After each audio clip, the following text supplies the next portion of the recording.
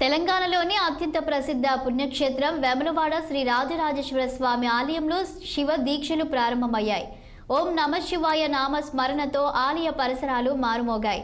అభిషేక మండపంలో అర్చకులు శివ గురుస్వాములు దాదాపు 300 మంది శివ భక్తులకు మండల శివ దీక్షలు శివుడి మాలాధారణ గావించారు.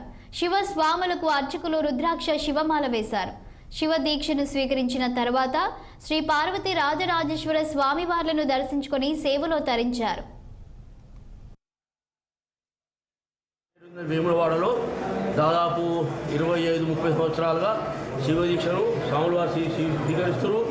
మొదట్లో అనాదిగా ఒక 5-10 మంది ఉండి ఈ మధ్య కాలానుగుణంగా దాదాపు 30 సంవత్సరాలు దాదాపు ఒక 1000 మంది 2000 వరకు కూడా శివ దీక్షను మా వేములవాడ ఈ మండలం కాకుండా చుట్టుపక్కల దాదాపుగా ఉమ్మడి జిల్లాలలో కూడా వాళ్ళు శివ దీక్ష స్వీకరిస్తున్నారు.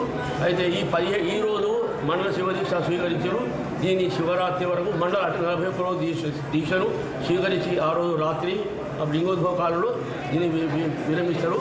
తర్వాత ఈ శివ దీక్ష చేసేవాళ్ళు గంధపు రంగు వస్త్రాలు ధరించాలి. సాధ్యమైనంత కాళ్లకు పాదరక్షణ లేకుండా ఉండాలి.